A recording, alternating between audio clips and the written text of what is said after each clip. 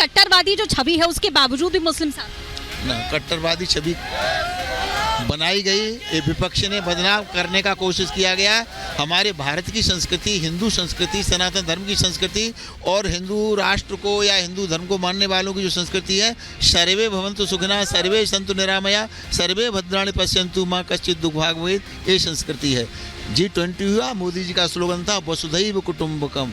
हम कहते हैं अयम निजः परोवेति गणना लघुचेतसाम उदार चरिता नाम तो वसुधैव कुटुम्बकम। तो हमारे पास कट्टर सोच है ही नहीं, हम जिहादी सोच के लोग नहीं हैं, हम पूरे परिवार को, विश्व को अपना परिवार मानने वाले लोग हैं। लेकिन हमें समझने की किसी ने प्रयास नहीं किया। तब मुसलमान को हम लोग कहते हैं कि मेरे करीब आओ तो शायद जान सको मुझे, मेरे करीब आओ तो शायद जान सको मुझे। ये फैसले तो दूरियां बढ़ाते हैं, ये फैसले तो दूरियां बढ़ाते हैं। तो मुसलमान जैसे ही बीजेपी करीब आता जाता है, वैसे ही बिल्कुल बीजेपी का भक्त होता चला जा रहा है।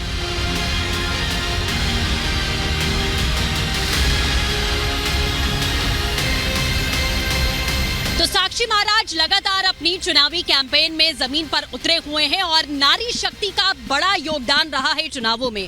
खास तौर पर बीजेपी की बात करें तो वो लगातार महिलाओं के उत्थान की बात करती हुई नजर आई हैं। लेकिन ग्रामीण क्षेत्रों में महिलाएं क्या कह रही हैं, खुद साक्षी महाराज यहाँ पर मौजूद हैं। हम एक बार वो भी यहाँ मौजूद हैं और महिलाओं से भी हम बात करने की कोशिश करेंगे। क्या कह रही है, कौन जीतेगा? मोदी सरकार। मोदी सरकार। क्यों जीतेंगे, क्या लग रहा है? मोदी सरकार। कमल फूल। हमें सब दे रहे हैं तो क्या मिल रही है? हाँ सब गैस सिलेंडर मिल रहा है? हाँ मिल रहा है। आवास, शौचालय सब मिल रहा है? हाँ सब मिल रहा है। तो ये चुनाव का आप लोग थोड़ा बताइएगा विस्तार से। महाराज जी भी यहाँ पर मौजूद हैं, खुद आप लोग के सामने हैं। कोई शिकायत है या फिर सब बढ़िया लगा? नहीं, हमारी महिलाओं को कोई शिकायत नहीं है।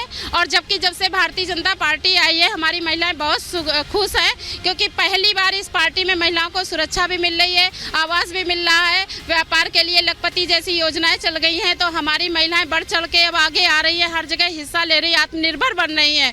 और स्वच्छ भारत, आत्मनिर्भर भारत तभी होगा जब हमारे देश की महिलाएं आगे आएंगी, आत्मनिर्भर बनेंगी। तो हमारी महिलाएं भी ये पार्टी में आत्मनिर्भर हो रही है। तो सब महिलाएं और पूरी उन्नाव की नहीं, पूरे भारतवर्ष की जनता मूड बना चुकी है कि हर बार हमारी मोदी सरकार ही रहेगी। जब तक मोदी जी रहेंगे, अब मोदी के अलावा और कोई भारत में राज नहीं करेगा।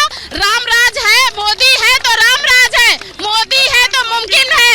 योगी मोदी जब तक रहेंगे, योगी मोदी। और अम्मा बताओ कौन जीतेगा, क्या लग रहा है, कौन जीतेगा? महाराज जी आपके महाराज जी जीतेंगे। सुविधा मिल रहा है महाराज जी, भूखे प्यासे माटी डोर 300 रुपए हमारी सहायता करो। मिल रही है? हाँ नहीं मिले नरेगा 300 रुपया रोज मिले। हाँ मजदूरी मिले 300 रुपया, गरीब बच्चन का दिले हम पर तो हमारे नरेगा करो। हाँ बढ़ाया जाए, मजदूरी बढ़ाने की मांग है। वो ठीक है, वो सरकार की का नियम होता है और सरकार इसमें नीति का निर्णय लेती है। समर्थन मांगे तो बिल्कुल रहती है जनता की, लेकिन समर्थन पूरा मिल रहा है? हाँ, समर्थन पूरी ताकत से समर्थन मिला है। एक वोट भी कहीं कटता हुआ दिखाई नहीं दे रहा। क्या माई हैं, क्या भाई हैं, क्या छोटे हैं, क्या बड़े हैं, क्या अगड़े हैं या पिछड़े हैं, हिंदू हैं या मुसलमान हैं, आप सब देख रही हैं। एक तरफा समर्थन भारतीय जनता पार्टी के लिए, मोदी जी के लिए, मोदी सरकार के लिए है। कुछ नीतिगत निर्णय होते रहते हैं। हमारे से किसी ने किसान सम्मान निधि के लिए आंदोलन नहीं किया था, पर मोदी जी सोचा किसानों का सम्मान होना चाहिए, तो फटाक से बटन दबाते हैं, किसानों के खाते में पैसा चला जाता है। ऐसे ही माताएं हमारे, इनको रोजगार मिले। अब इनकी अगर कुछ आवश्यकता है कुछ पैसे बढ़ाने की, तो वो नीतिगत निर्णय होगा, वो सबके लिए होगा।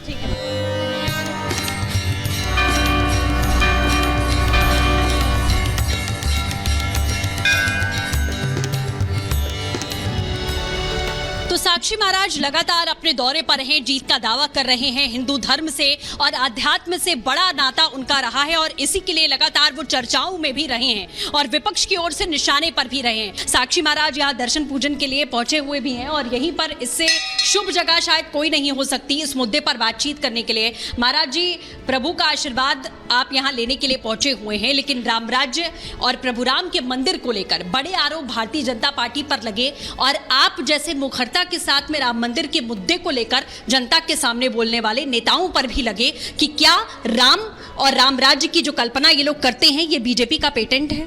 आज के संदर्भ में आपने सटीक जवाब किया। निश्चित रूप से मैं राम मंदिर आंदोलन के गर्भ से पैदा हुआ हूँ। 8 वर्ष की उम्र में संन्यास लेने के बाद मैंने कभी सोचा नहीं था कि मैं कभी राजनीति में जाऊंगा। लेकिन जब राम मंदिर की आंदोलन की लड़ाई प्रारंभ हुई, ये आंदोलन शुरू हुआ और उत्तर प्रदेश के शासन पर बैठे हुए किसी शासक ने कहा कि अयोध्या में परिंदा पर नहीं मार सकता, तो मेरी आत्मा से सहन नहीं हुआ। तो मैंने सोचा दुनिया की कोई ताकत हमें वहाँ कार सेवा करने से भी नहीं रोक सकती, मंदिर बनाने से भी नहीं रोक सकती। तो हम लोगों ने नारा लगाया, सौगंध राम की खाते मंदिर यहीं बनाएंगे।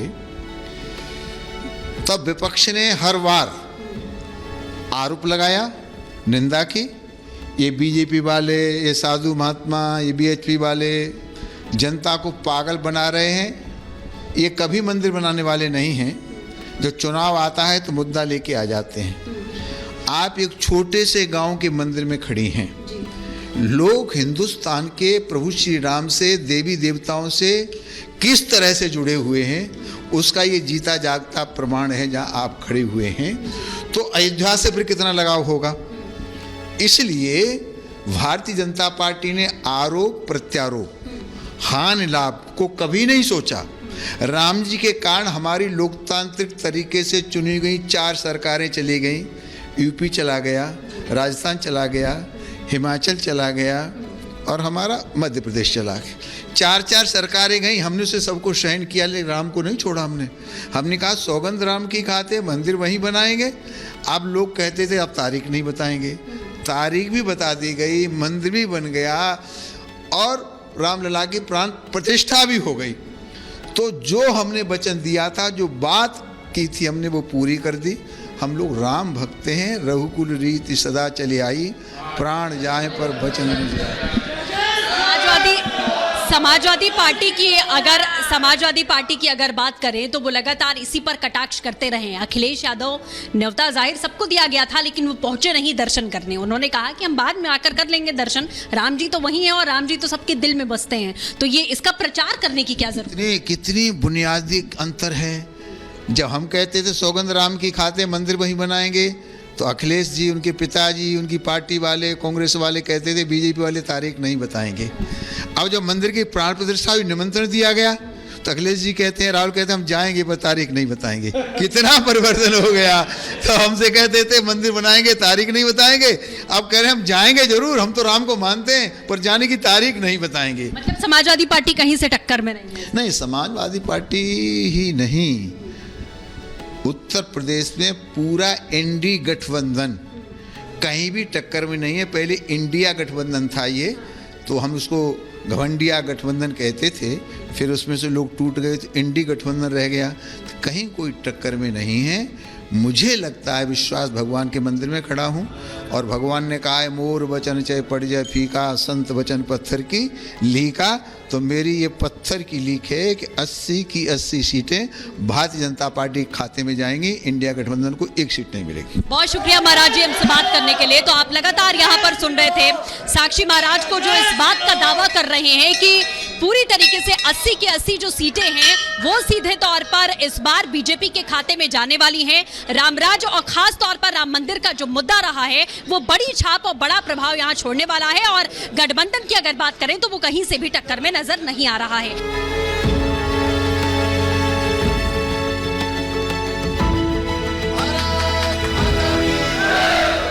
तो बीजेपी के फायरब्रांड नेता साक्षी महाराज, जिनके प्रति मुसलमानों की भावना जो उन्नाव में देखने को मिली वो बेहद अलग है। ये तस्वीर आप यहाँ पर देख सकते हैं। उनके लिए ये कार्यक्रम यहाँ पर रखा गया जिसमें वो पहुंचे हुए हैं। स्वागत उनका यहाँ लगातार किया जा रहा है। लोकसभा क्षेत्र है और आप तस्वीरों के जरिए देख सकते हैं कि तमाम जो कार्यकर्ता और स्थानीय लोग हैं वो यहाँ पर पहुंचे हुए हैं साक्षी महाराज के स्वागत के लिए, जो कि तस्वीरें इस वक्त हम आपको दिखा रहे हैं। और सबसे बड़ी बात यह है कि जैसा कि हमने बातचीत की कि मुस्लिम बहुल्य जो इलाका है वहाँ पर भी जो प्यार है मुसलमानों का वो पूरी तरीके से मिलता हुआ दिखाई दे रहा है। क्योंकि बड़ी बात रही है कि बार बार ये कहा जाता था कि बीजेपी और अगर मुसलमानों की बात करें तो उनके बीच में एक बहुत बड़ी खाई है, लेकिन वो यहाँ पर एक विपरीत परिस्थिति हमें देखने को मिल रही है। क्योंकि यहाँ का जो मुस्लिम समाज है वो लगातार ये बात बोल रहा है कि जीत अगर किसी की होगी तो वो साक्षी महाराज की होगी। तो ये तस्वीरें इस वक्त हम आपको लगातार दिखा रहे हैं। आप देख सकते हैं कि किस तरीके से अपनी कैंपेनिंग में साक्षी महाराज इस समय ग्राउंड पर उतरे हुए हैं। और सामने अगर बात करें तो यहाँ सामने अन्नू टंडन मैदान में है, लेकिन आपको बता दें कि लोगों का ये मानना है कि पूरी तरीके से जो जीत है वो यहाँ साक्षी महाराज की होने वाली है। तो लगातार ये सफर इसी तरीके से जारी रहेगा और हम आपको एक एक तस्वीर दिखाते रहेंगे। विजय सचिन के साथ सृष्टि पांडे, रिपब्लिक भारत।